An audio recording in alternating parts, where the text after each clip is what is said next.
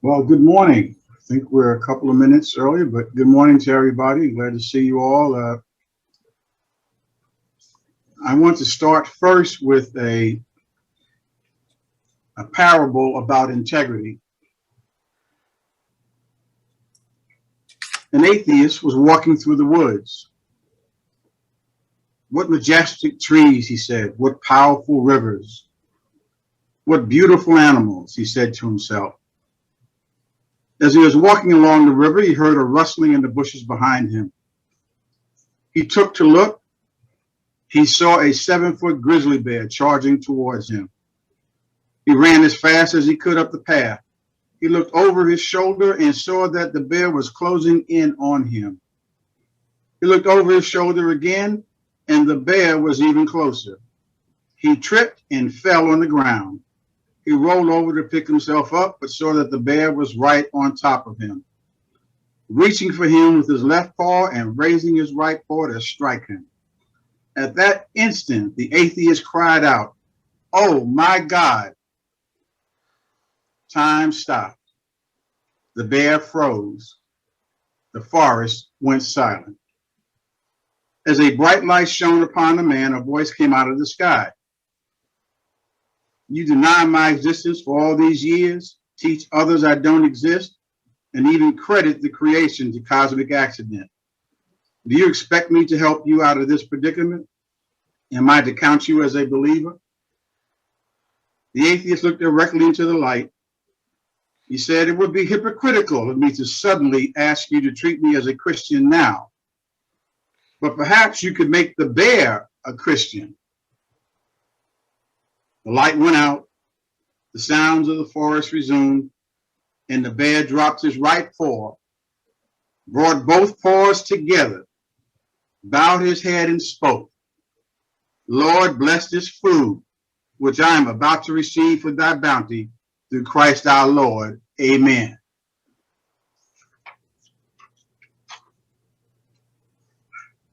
This morning, I'm looking forward to sharing with you some thoughts. Last year, I spoke on the struggle of the rural South, the rural Midwest, the rural Southwest. I talked a bit as a story of disruptions of existing patterns of life, of existing constellations of power, of existing patterns of gender roles, or the roles of our congregations. Is a story of expectations, of independence, self-sufficiency, and to not be beholden to anyone. This morning, I will seek to present the case for a third Reconstruction and a radical 21st century Jubilee program to address the economic crisis impacting most families, households, family farms, and small businesses, especially addressing the growing black and white wealth gap that has been profoundly exacerbated by the COVID-19 pandemic. Also, I will argue that such a strategy and program must be part of any organizing to counter the attempt to impose a white minority anti-democratic regime in states throughout the country and its attempts to gain national state power along with the development of a new Voting Rights Act. To you, the assembled participants of the consultation, I bring this presentation to our Black denominational leadership and to the larger interfaith community and their institutions. In Isaiah 5:8, it read, "Add house to house, field to field, until there is room for no one but you." In Micah 2:1-2, it reads, "Are those who plan iniquity and design evil on their beds. When morning dawns, they do it, for they have the power. They covet fields and seize them and take them away. They defraud men and women of their homes and people of their land." Frantz Fanon, in his incredible piece called Racism and Culture, spoke of the setting up of an organized domination. The enterprise of deculturization turns out to be the negative of a more gigantic work of economic and even biological enslavement. We find ourselves today in the midst of an upheaval in the body politic. The insurrectionists' attempt to undermine the election of 2020 by storming the Capitol building is only the latest action by a neo-Confederate, neo-Redeemer movement that has sought to undermine the Second Reconstruction since its inauguration with the passage of the Civil Rights Act of 1964 and the Voting Rights Act of 1965, after an 87-year second wave of the Black freedom struggle to dismantle the system of slavery by another name, or Jim Crow, or American apartheid, or the U.S. caste system. While the Second Reconstruction achieved some notable successes: one, a growing Black political class and elected officials; two, a growing Black entrepreneurial and professional class by the end of the Second Reconstruction, which I define as the end of President Obama's 2 terms in 2016.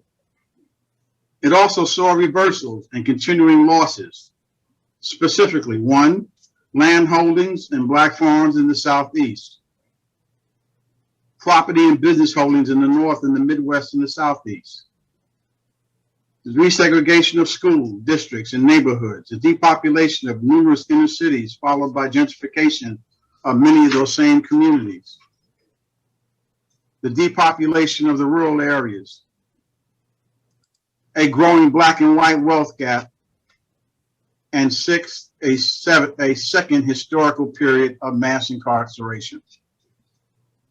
During this period, there were major economic crises, including the farm crisis of the 80s, the savings and loan banking collapse, the dot-com bubble, the deindustrialization of cities and rural areas across the country, and the significant movement of capital and industries outside of the United States. The 2008-9 major economic recession, fueled by the collapse of the financial sector, the mortgage industry sector, and the auto industry, led to the loss of millions of homes and foreclosure, and particularly the destruction of significant Black wealth. Now, a black swan event, COVID-19 pandemic, and its associated quasi-takings of properties and businesses through the imposition of shutdowns have caused the loss of millions of jobs, thousands of businesses, family farms, thousands and perhaps millions of evictions and foreclosures.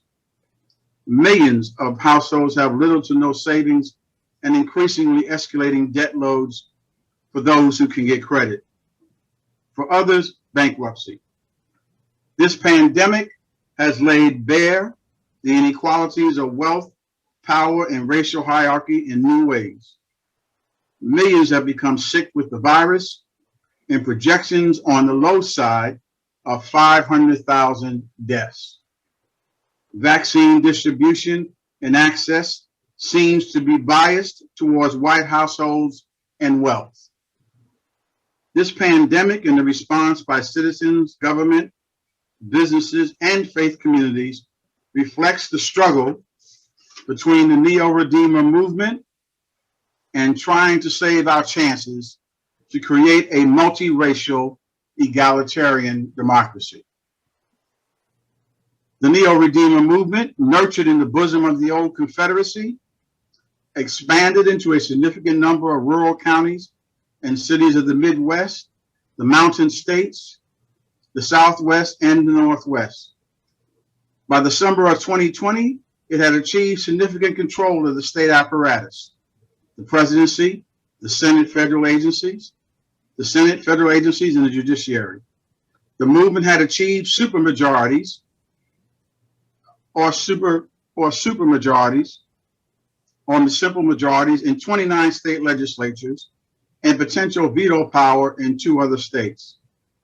It had created a culture, infrastructure of social media, entertainment producers, radio and TV networks to undergird the vision and mission of that movement. Parenthetically, the death of Rush Limbaugh yesterday is one of the key architects of this infrastructure. It has a constellation of what I call Crusader Christians, united to take back their Jerusalem, the United States, from the infidels. That is, anyone who does not accept the hegemony and interpretation of the Christian gospel and mission.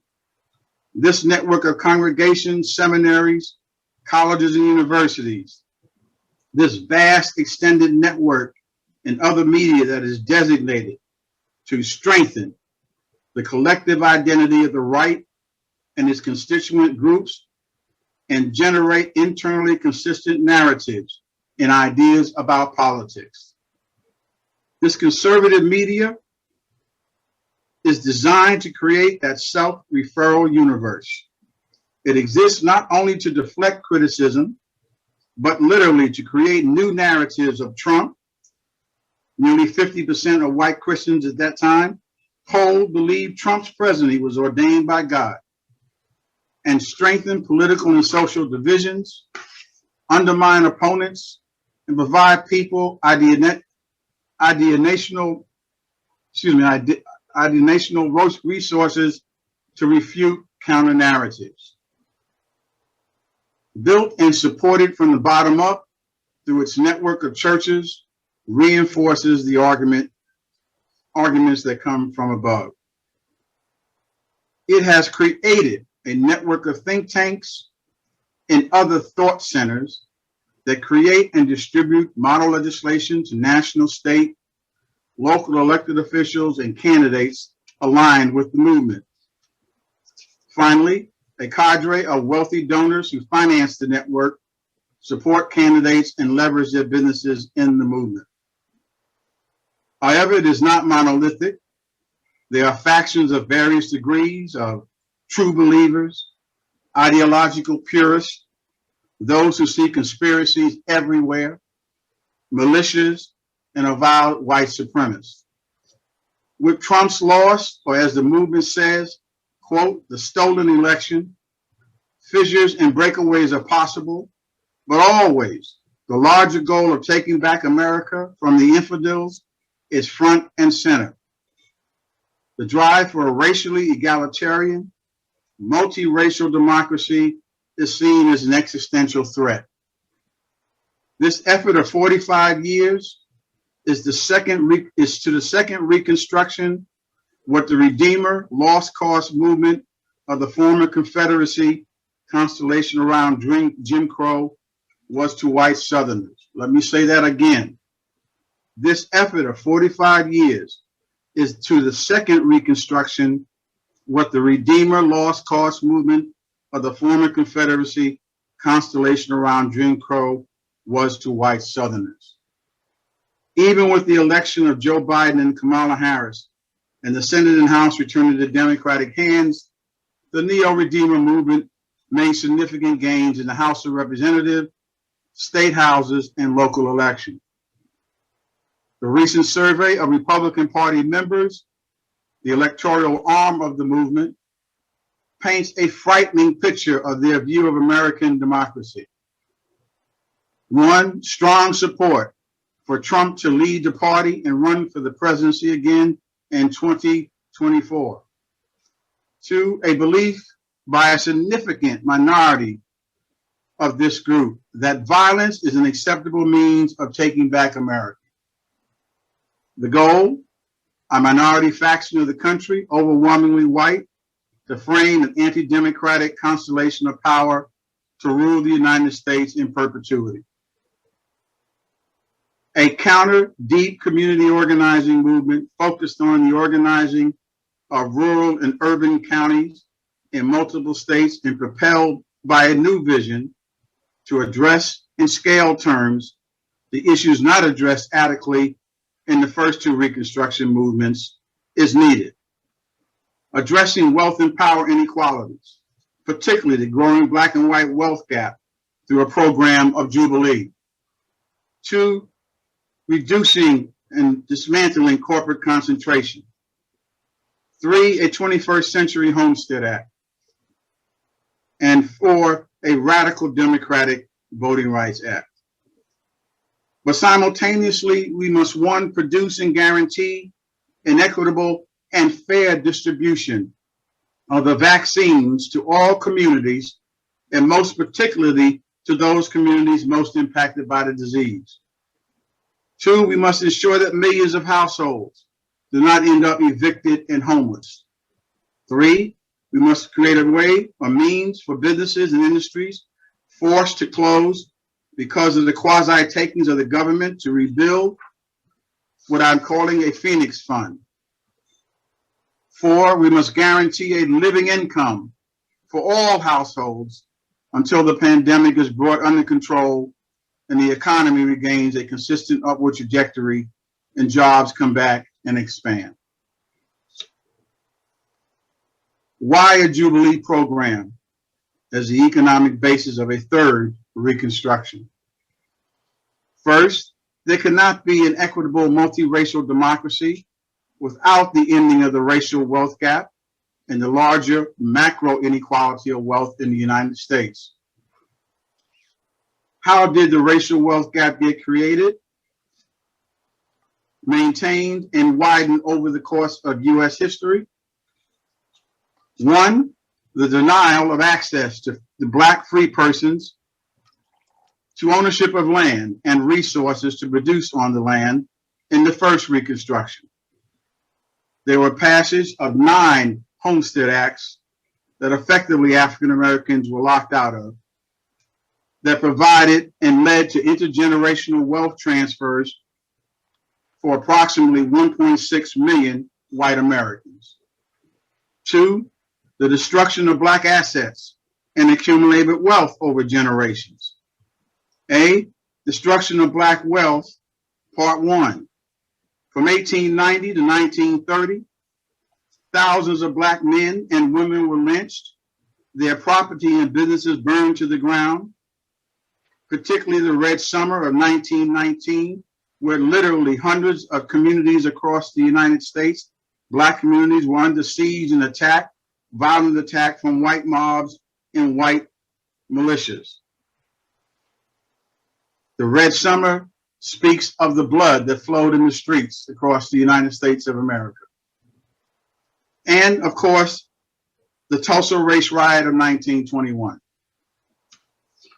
Even with the imposition of Jim Crow, Black folks were able to accumulate nearly 13 million acres of land by 1913 in hundreds of businesses created and run in their segregated communities and economies.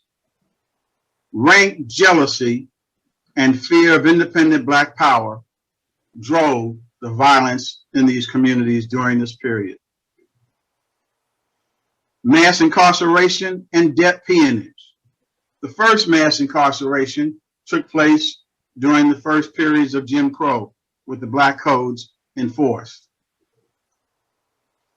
I might add that the Black national anthem, Lift Every Voice and Sing, was written in 1899 by the music by the two brothers Johnson, specifically as a reaction and a response to the rank racial violence and Jim Crow imposed domination of the period.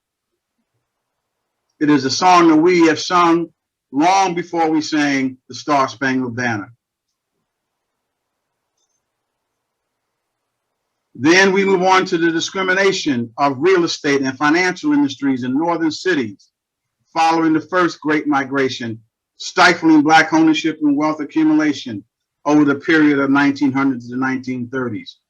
Then we move on to the Great Depression and the systematic racial discrimination and the New Deal programs, limiting the ability of African Americans to gain any wealth and assets. We move on to the systematic discrimination and the implementation of the GI Bill, the major wealth creator in the 20th century for families and households. The GI Bill was radical in its incarnation. First, it provided a guaranteed income for veterans coming home from the war for up to a year. Second, it provided free education in any educational institution in the United States, including providing a guaranteed stipend to take them through that educational experience. 3, it provided the ability to buy a home at ridiculously low entry points to do so. And 4, it provided protections for them from health care that they had been committed to previously. The GI Bill has been considered the greatest developer of the middle class in the 20th century United States. And in this GI Bill, African American veterans were locked out in most cases from the accessing of its resources. Then we move on to the destruction of Black wealth, part 2.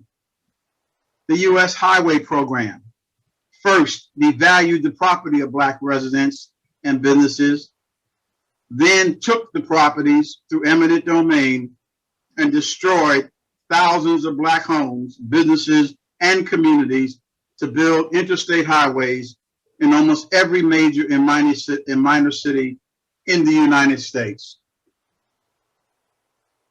Next, urban renewal equals a Black removal. The so-called idea of urban revitalization, of course, meant that poor working class Black communities were considered inferior and therefore had to be cleared out and cleaned out to bring about the new renaissance in the urban areas. Again, thousands of Black-owned properties were destroyed in this process. Next, Black land loss in the South through judicial partition, taxes, denial of credit, and systematic racism by the USDA, violence and intimidation. We went from 13 million acres in 1913, the nadir of our ownership of land in the United States, ironically. It is ironic that during the height of Jim Crow and racial violence in the United States, we owned more land then than we do today, where the acreage is now down to an estimated 2 million acres of land owned by Black folks. The number of Black farmers has been reduced to almost nothing today. Again, the racism of the USDA has been a major factor in this land loss. Denial of patents for inventions and copyright infringements. I can go on about this issue of patents. Black inventors were denied the ability to patent their inventions. Oftentimes, white men stole their inventions and claimed their patents in their name. This has been now fully documented in historical writing that's being done by Black economists and Black writers in this area. Continued historic discrimination in the real estate industry from property appraisers, financial institutions, and credit scoring companies. The redlining of Black communities of the 1940s, 50s, 60s, and 70s. The continued historic discrimination in credit markets, investor markets for Black business persons, and insurance markets where we were discriminated against in the kind of insurances that we could buy and for the pricing of that insurance. I often tell folks that the appraisal industry has consistently and historically devalued Black property, and that continues to the very moment that we're in today. Next, lack of income and savings. Then historic discrimination in retirement programs, Social Security being an example of this. Many of the jobs that Black folks held when Social Security was put in place could not qualify for Social Security and therefore could not accumulate any retirement savings through the Social Security program. Next, criminalization of Black bodies, leading to the planting of an economic scarlet letter on these persons and near excommunication from the legal economy. Next, the concentration, domination of industries by a few companies, overwhelmingly run by white men, limiting entry, driving out competitors, consolidating power and influence. Point P, debt loads carried by our households. I'll speak more to that in a moment. The historic result, reading from the study of African American intergenerational economic mobility since 1880, and it reads,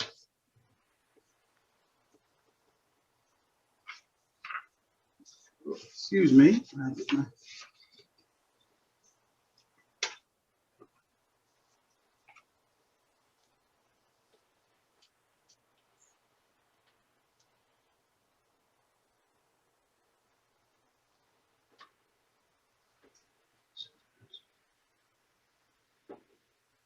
Well, let me say what it means.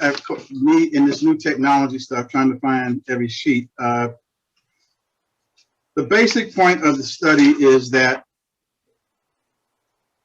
from 1880, the Black disadvantage has remained large and relatively consistent from the late 19th century to the end of the 20th century at around 20 percentile points between Black and white wealth. So I'll say that again, that since 1880, the Black-white wealth gap has not fundamentally changed in the United States. And now it has actually gotten worse. And that would be consistent with the argument that I am making this morning. Median Black 2016 median net worth of white households was $143,600. Median Black households, $12,920. Between 1983 and 2013, white households saw their wealth increase by 14%, and Black households declined by 75%. 25% of Black families have zero or negative net worth. It has been estimated that it would take 200 plus years for Black households to reach parity with whites in 2020 dollars, assuming no major economic dislocation takes place and discriminatory behaviors change.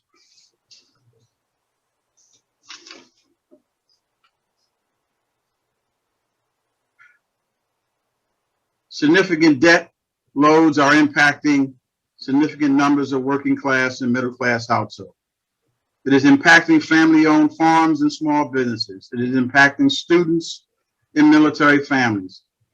It is impacting the incarcerated and those coming out of incarceration.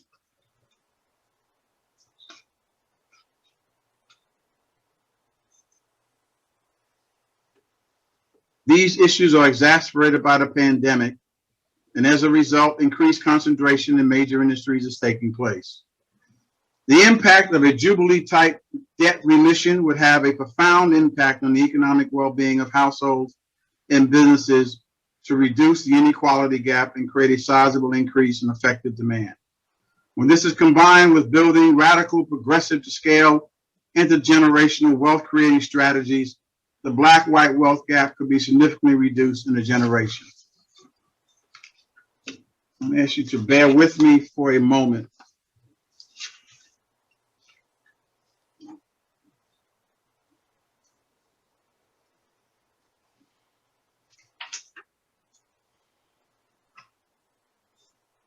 What is the Jubilee campaign?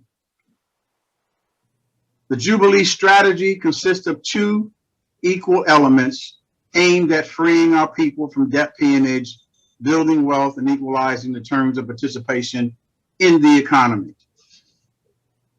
Element one, remission of debts. In the United States today, as of the summer, when I compiled this data. Credit card debt in households was approximately $922 billion. Student educational loan debt was $1.54 trillion. Family-owned farmer agriculturalist debt estimated at $419 billion. Black farmer debt between $20 and $30 billion. The small business debt, those businesses non-listed on the stock exchanges, was $5.5 trillion. Medical debt, estimated at between $88 to $100 billion. Consumer purchase debt, e.g. car loans, and car loans are the second largest asset that most people purchase in their lifetime. That debt was $1.34 trillion. Then ex-offender debt. Most of us do not know that over 70% of ex-offenders or people who are in jail without any filing of guilt have debt brought about by the criminal justice system. Active duty military and veterans debt. 27% of military families have $10,000 or more in credit card debt. Usurious interest rates. Most credit cards that people carry interest rates as high as 30 to 35% in some cases. Usurious by any definition of the term. The control of credit scoring by an oligopoly of 3 credit scoring companies that are not accountable to anyone. To this, we will respond and talk to how we intend to attack the question of debt and to deconstruct that debt. The second element of this strategy is called building intergenerational wealth. The elements of this are as follows: a baby bonds program, seeding the wealth of the next generation, estimated cost $80 billion a year. Economic analysis shows that a baby bonds program providing $50,000 to the poorest child coming up, progressively getting less and less the higher the income of the family, could generate and reduce the black-white wealth gap by 60 to 65% by itself. The 21st Century Homestead Act, providing new access to land, assets, buildings, housing, and equipment for people wishing to start in rural communities across the United States and in inner cities, to do for our people what was not allowed to be done for them in the 1800s, in the early 1900s. The creation of a Phoenix Fund, returning the land equivalent to former owners of businesses. Fair shares, providing highly discounted shares of stock portfolios to households. Affordable life insurance, disability insurance, and disaster insurance. These are communal commitments to families and extended networks. Entrepreneurial and social invention incubators, education centers established in every community, available and free to our people from ages 6 to seniors. Making high-speed internet a public utility, universally available and affordable to all households. It is our belief that such a campaign and such the elements of these two strategies, of this strategy, can reduce significantly the black-white wealth gap in a generation and could wipe it out in less than 2. The rationale for this strategy and the targeting of who we have targeted for this effort that we're recommending. Over the course of the late Great Recession and the current pandemic crisis, the federal government and the Federal Reserve Bank have spent trillions of dollars to either bail out, prop up, and protect the corporations, financial institutions that drove the 2008-2009 recession and put them at the front of the line for open-ended protections during the pandemic's quasi-taking. The massive inequality of wealth will get larger as a result of this approach, and the lives of millions of Black folks and others will be destroyed. The further concentration of markets that dominated by a few corporations will increase, caused by the thousands of businesses going out of business during this pandemic, and will strengthen their control and influence in Congress, federal, state, and local bureaus, and over workers and communities. The biblical understanding of Jubilee knew that maldistributions of wealth led to domination and oppression of the people. The tradition of radical republicanism, supported by a number of signers to the Constitution during the struggle to found the U.S., knew that too high a concentration of wealth would lead to domination and reducing liberty and freedom, and called for massive allocations of land to ordinary citizens through hundreds of acts, accumulating in the Homestead Acts of the 1800s and early 1900s that distributed millions of acres of land to those who are willing to occupy and work it. Once again, Black Americans are mostly denied this foundational opportunity. The Jubilee campaign would seek to have the federal government and the Federal Reserve Bank to do for households of the poor, working and middle class folks, rural and inner city folks, what it has always done for corporations and financial institutions, provide them a Jubilee. With that, I end my presentation, and hopefully it did not burden you with too much, and I'm available to now answer any questions and have a discussion about what I proposed. I would just add two little smaller points. I'm calling on the Black church and the interfaith religious community to take a significant lead role in this organizing effort. It is consistent with our biblical imperative of justice, and for the Black church, it is its historic role. And so I bring this case to you here at the consultation and look forward to your reactions and response. Thank you.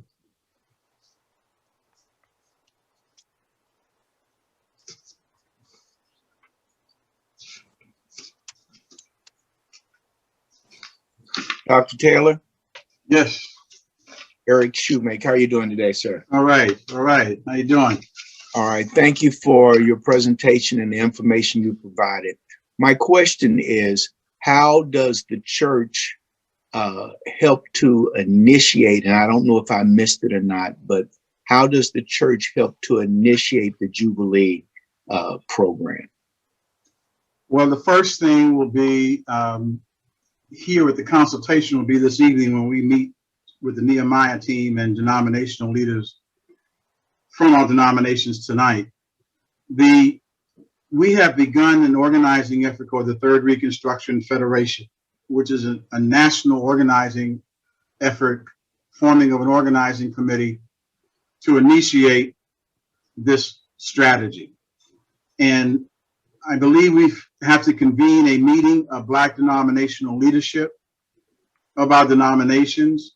We need to convene a meeting of denominational leaders from the other Christian denominations to lay out this strategy, to lay out why we're focusing on the Federal Reserve Bank as the mechanism to do this. I think most people do not know that the Federal Reserve Bank has the capacity to buy debt if it chose to do so. It has done so for corporate America through most of its history. And it can buy the debt, and it can sit on the debt. It doesn't have to collect it. It can sit on it in perpetuity. And the collection of that debt does not show up as a negative in the national accounting columns. So that is why we have designated the Federal Reserve Bank as the primary target. The secondary targets are the USDA, because of its role in rural America as the primary developer, investor in rural America. It has been controlled by white, large farmers for generations, to the detriment of Black folks in those communities. That is our second target. The third target is the Treasury, because the Treasury Department works in concert with the Federal Reserve System, and because Janet Yellen is the former head of the Federal Reserve, now heads the Treasury, and the Commerce Department because of its failures in addressing the issues of small businesses in the United States. So that is what I believe has to be done. And tonight we're going to hopefully start that conversation with our denominational folks and our folks there this evening. But that is the first step, the gathering of institutional leaders. We're talking about the gathering of Black farmer networks, all of our Black institutional networks, from sororities, fraternities, Black small business networks, professional associations, because that is the center of the next organizing for the third Reconstruction, must be the institutional life and institutions of Black America. Then allying with the predominantly white denominations, the interfaith community, unions, white farmer groups, progressive farmer groups, and small business groups in rural areas and cities who also believe that this change should be done. I believe that that is the way that we have to go, and that is what we're planning. So we're in the early periods of forming an organizing committee, and we would welcome your participation in those. We're doing it state by state to develop organizing committees in each state to prepare for this campaign that we hope to launch sometime this year. I hope that answers the question. Yes, it does. And I look forward to the discussion tonight. Thank you, sir.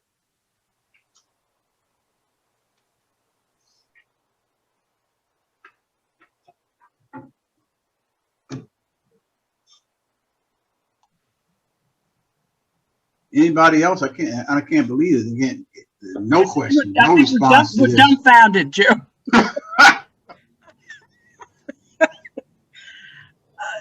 So, Dr. Taylor, Yes. this is David Sawyer. I'm wondering how you distinguish what you have just laid out as Jubilee, which is an excellent strategy, it seems to me. How do you distinguish between that and reparations? That's a good question, because we wrestle with that. The Jubilee strategy is for every American household under the thumb of debt and wealth inequality and the domination of major corporations. We felt that this was a better way, more committed, consistent with our religious understanding of our mission. And because Black folks make up a disproportionate number under each of these categories of debt, and as I laid out over the course of history, that we felt that that would be the better and more consistent way for people of faith to raise this struggle, raise this question. In the 2000s, there was an international Jubilee movement by the church to reduce the debt to African nations. Yes. That was somewhat successful to a degree. Yes. So there is a history, at least for the church in the United States and the interfaith community, to engage, to be involved in the Jubilee connected efforts. And that's why I believe Jubilee makes much more sense politically, makes more sense theologically for us as a strategy going forward, to be able to incorporate the larger community of America in this fight. Gerald, this is Angela. Can you hear me? Yes. Are you saying that the center of the organizing for Jubilee and Third Reconstruction needs to begin in historic Black churches? I'm saying that the Black church should lead this effort, and that is where, and Black institutions should lead this effort, and that's where we're beginning. Once that conversation has been completed and the decisions made about this campaign are done, then we would create a table to bring together other denominations and interfaith organizations and others to discuss their participation in this campaign. This battle is going to need to take place in every state, in every county. We must fight for every state in every county in the United States. We cannot leave it to the neo-redeemer movement to gain and hold these places, which they are preparing to do as we speak.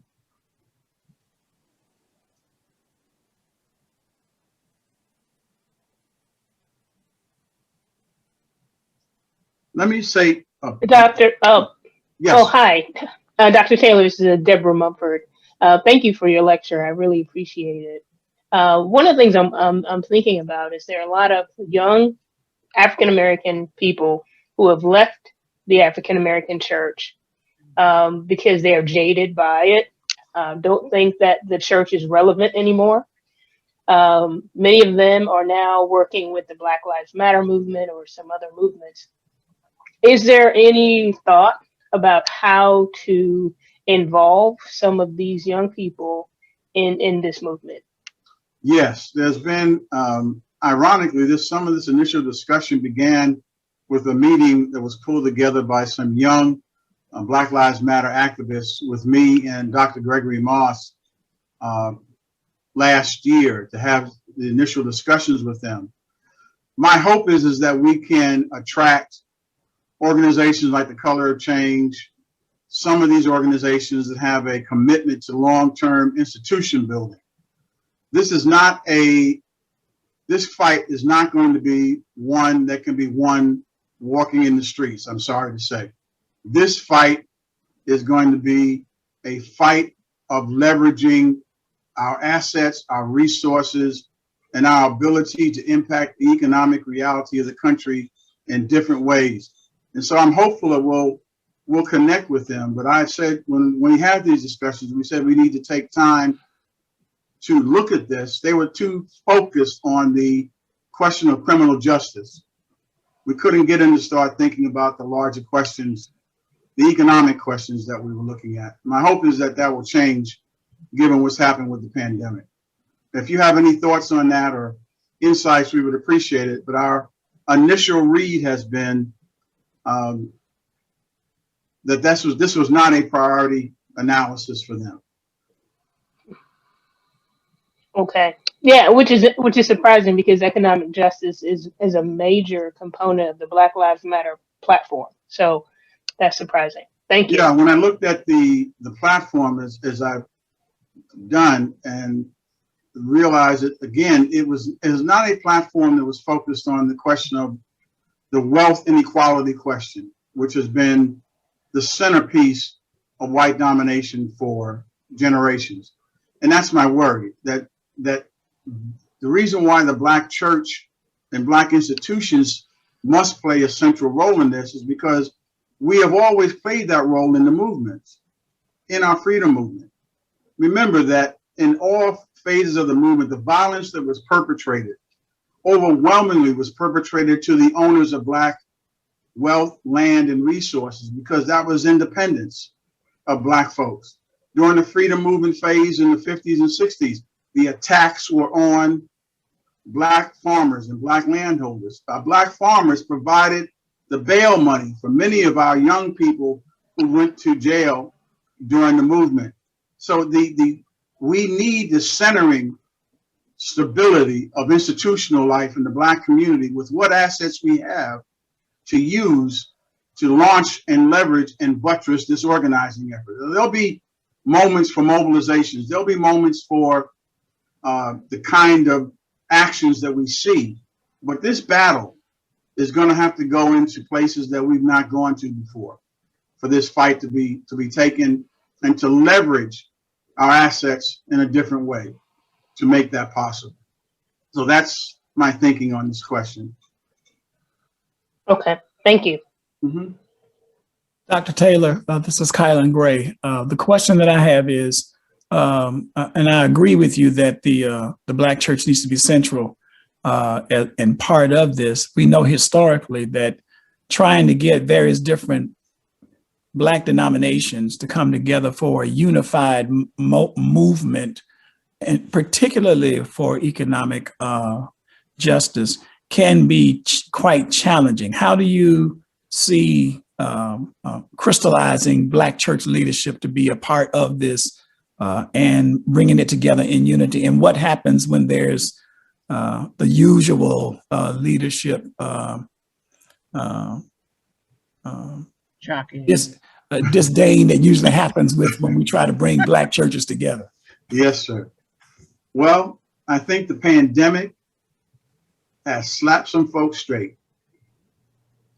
I think in my initial discussions with some of the denominational leaders, the worry that the losses because of the pandemic in the churches would be in the ranges of 20 to 30% by the end of this year if the pandemic is not addressed.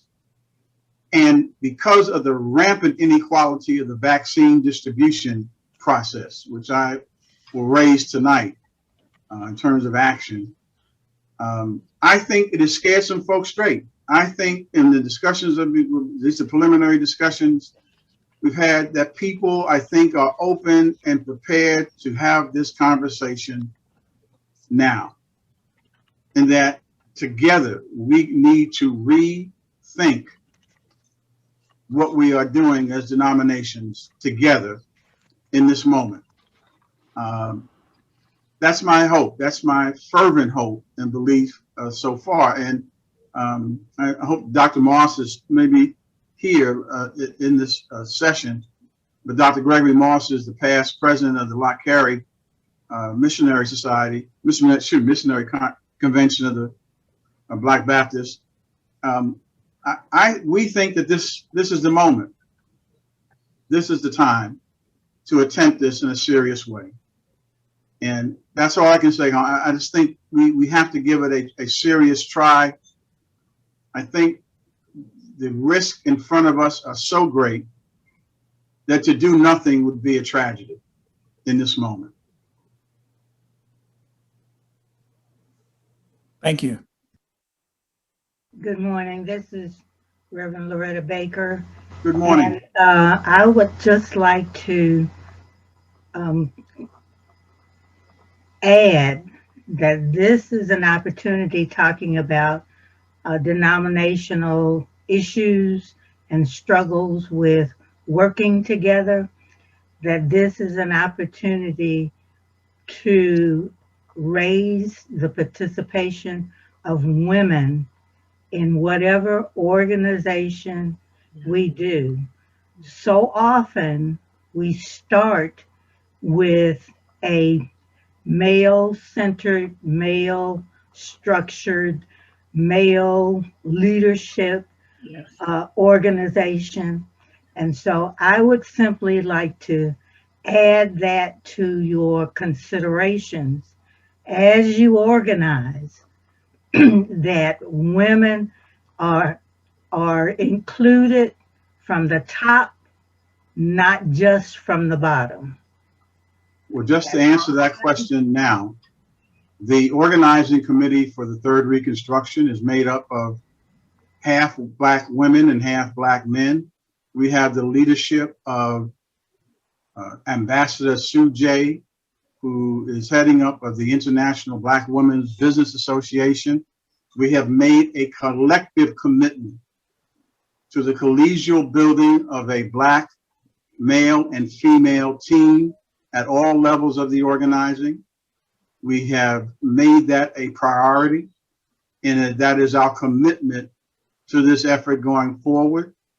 We have made that clear to people that we have been meeting with in the religious community, that this will be a collective effort on the part of Black women and men in Black women's organizations who have played the leadership role in the movement from its very beginnings, must be at the center of this strategy. And we have made that a collegial commitment from the organizing committee that has been made up of Black women and Black men from the beginning of this effort going forward. So I strongly endorse what you are saying, and we believe that we are committed to seeing that happen and to be held accountable for that.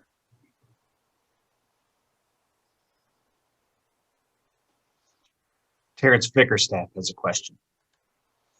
Good morning. Dr. Morning. Taylor, thank you for all of your insight. As others have stated, it is an opportunity also for us to take real consideration of how those young adults, those millennials that do still have one foot in denominationalism, and those that are actively a part of the Black Lives Matter, and what the movements that they have going on within some of our denominations, understanding the ceilings that they're hitting, but also they're still making some serious strides within some of our local congregations. They would be a great demographic to be able to see what are some cutting edge activities and thoughts that they have as we move forward and put flesh to all of this. Thank you, sir.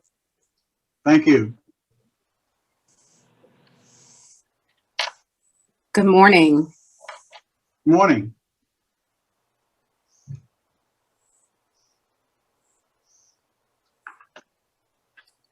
Gerald, this is Angela. Where, in what states do you have organization for Third Reconstruction at this date?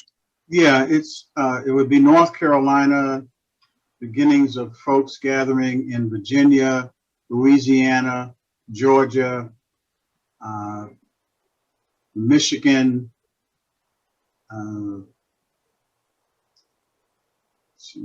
Wisconsin, discussions on the Northwest,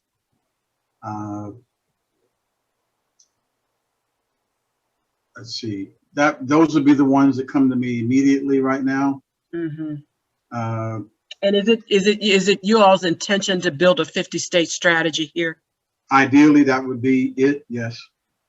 And is it your intention to build that and then to present a proposal to the Biden administration? I mean, what is the political or legislative move once the organizing is in place? When we launch it, we will ask for a meeting with the heads of the Federal Reserve banks in the 12 Federal Reserve regions. Mm-hmm. At least 3 or 4 where we already have organizing beginning. And then we would also simultaneously ask for a meeting with the Biden administration, particularly the Treasury Department and the USDA. And we would anticipate asking for that almost immediately once we go public by the spring. So that would be the idea. I wanted to, because I think why this is so important on the Black student debt issue. Let me just give 90% of Black students have debt. From 20 years after starting college, the median amount of money that Black borrowers still owe is 95% of their original balance.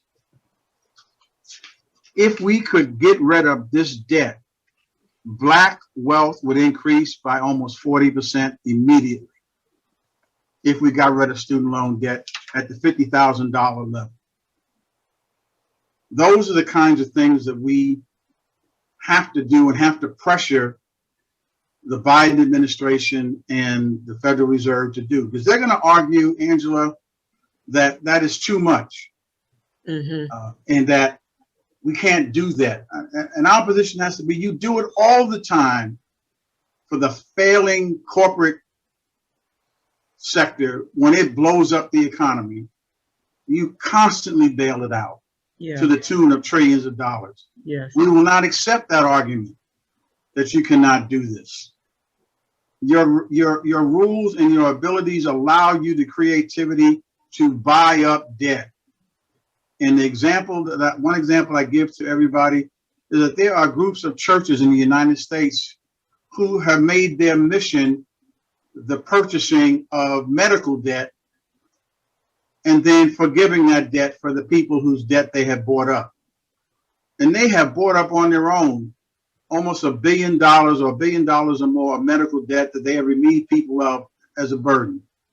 And if a group of churches could do this, yeah, Angela, I hear you, then there's no reason why the Federal Reserve System could not buy up the same medical debt or credit card debt or student loan debt.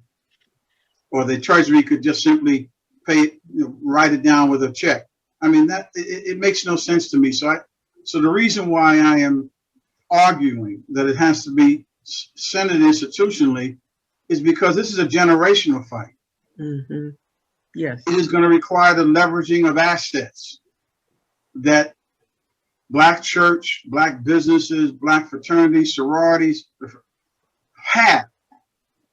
I tell people it may not be a lot relative to white institutions, but it is significant enough in rural and inner that it can provide the basis for leveraging. In my experience in organizing, as you know, in Baltimore and in Memphis, other places, shows how we can use our assets Yes. to leverage major Yes. equity issues for Black folk. Yes. And if we can get the white church to rethink its assets in this fight, if we can get the unions to rethink how they allocate their strategies and assets, if we can get the progressive white farmers, and believe me, there are many of them who are angry at corporate farming and what it is doing to their communities.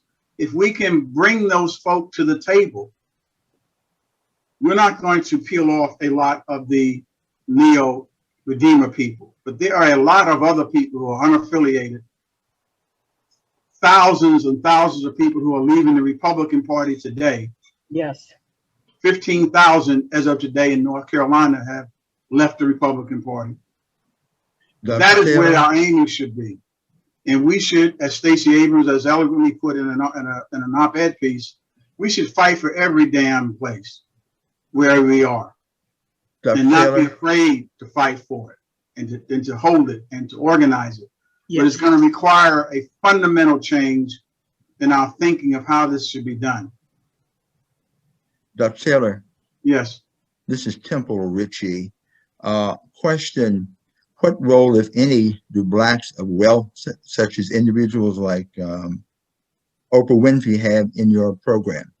That's a good question. I think our discussion was, for example, Black athletes, Black folks in the entertainment industry, where a lot of kind of entrepreneurial Black wealth has been created. We need to be pulling those folks to the table if we can.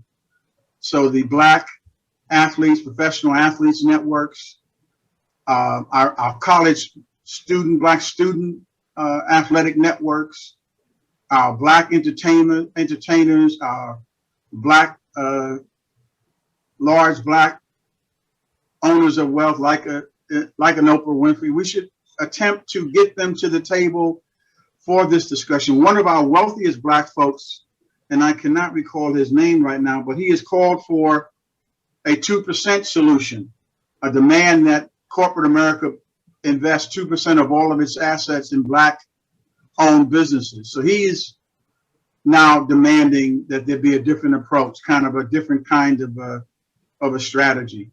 And there are others who are starting to think about this idea of Jubilee as well, a debt deconstruction and restarting for people. So I think it's there, and I just say, look, those of us who are looking at this and working on this are not the only ones who need to be here. But right now, today is the laying out to you here, the consultation, hopefully for you to want to be a part of this effort, thinking about it, helping to bring yourself and others to the table of this discussion, that we can build this platform together to do this. The targeting of the Federal Reserve is new. This has never been attempted by any organizing of the movement. And that is the central target of this organizing. It must be. And then going to dealing with the administration and then on to corporate America. So I do think that the Black athlete networks, the Black college student networks, those Black folks of wealth and resources, I think have been shook up by what has happened in this last period, even more so than before, need to be brought to the table. We must have a radical new Voting Rights Act passed by the Congress. If we do not get that done as well, then in every state where the neo-redeemers are in control, they are looking to pass draconian voter suppression legislation to ensure that they don't lose again through. Right. And so we have to have that. And I do not know right now, unless there is tremendous pressure put on them, whether the Senate will get rid of the filibuster to allow a vote on something like this. And that would be the tragedy of this administration or this Senate if they cannot do that and would not do that. So we have a window to try to move this, I think. But there are a big risk in front of us. The oppositional side has been well-financed, well-developed, well-encompassed in places all across the country. And we are just now realizing in some areas of the Black movement what we are up against. Yeah. And what we are dealing with. And Well, that's you put together the analysis of power, the historical analysis of power, and political infrastructure on the fascist, authoritarian, conservative side. We need an infrastructure of which this would be a part on the progressive side. My last question to you, and then we need to take a break and prepare for our doctoral students to speak, is what is the funding mechanism for Third Reconstruction and Jubilee? Well, the funding mechanism for Third Reconstruction will be contributions and dues from the members that make up this effort. And also we would anticipate a major fundraising drive in Black circles to finance the center of this work.